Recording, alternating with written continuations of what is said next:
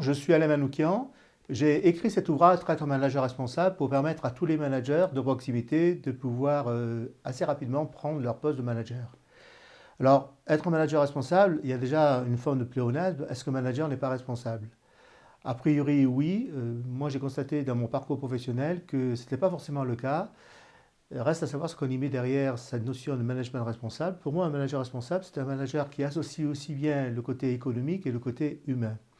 Et cette approche, le bien-être notamment, qu'on évoque beaucoup aujourd'hui dans les entreprises, qui est absolument indispensable aujourd'hui pour les générations Y, génération X, et lorsqu'on fait effectivement un job aujourd'hui, c'est de se faire plaisir, au-delà de l'aspect de l'engagement, des résultats, voire de l'innovation que l'on peut avoir dans ces différentes valeurs. C'est à la fois de se faire plaisir et à la fois aussi de regarder le côté économique, puisque le côté économique est important. Et lorsqu'on prend pour la première fois un poste de management, voire pour la deuxième fois, c'est important d'arriver à se situer, de savoir quel type de ressources sont indispensables pour vous pour pouvoir agir sur votre écosystème. C'est la raison pour laquelle j'ai écrit cet ouvrage, qui a été d'ailleurs réédité il y a 1 an et demi, Être manager responsable, aux éditions Studyrama, et qui reprend d'une certaine façon une forme de modélisation de barre de responsabilité. Lorsqu'on regarde le management, et le manager en général, il est confronté notamment à une ressource essentielle, c'est son temps, et savoir où est-ce qu'il va passer son temps, et avec qui, et pourquoi, et dans quel but, et comment est-ce qu'effectivement il passe son temps. J'ai modélisé pour ce faire effectivement ce que j'appelle moi une barre de responsabilité, comme une forme de barre de bateau, dans lequel le manager va se situer, aussi bien vis-à-vis de son point de rencontre, ce que j'appelle moi la notion de point de rencontre, PR, point de rencontre avec soi, d'abord, effectivement, où est-ce qu'il passe son temps, on y reviendra. Point de rencontre, effectivement, avec la personne en face à face, à quel moment il fait ses entretiens de suivi, d'accompagnement, de formation, de développement de compétences de la personne qui est en face.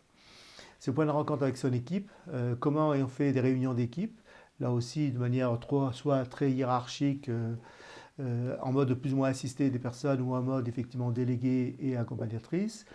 Comment on est sur le terrain, ce que j'appelle moi sur le terrain, alors que l'on soit commercial, que l'on soit financier, que l'on soit ingénieur de la production, on a accompagné la personne face éventuellement à des clients internes ou externes. Comment on est par rapport à ces personnes à l'extérieur de l'entreprise, utilisateurs voire partenaires. Comment aussi on manage son manager, ce qui est aussi important.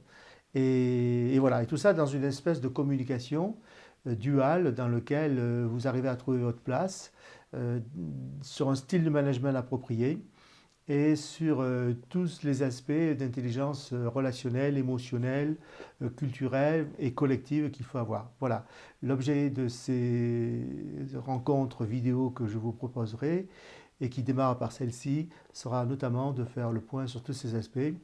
Et pour la prochaine vidéo, notamment, je vous proposerai de commencer par un point important, c'est la réunion en point de rencontre en face à face, qui est plus ou moins bien fait et qui ne se résume pas simplement à faire une rencontre tous les ans ou tous les 2 ans comme le veut la loi.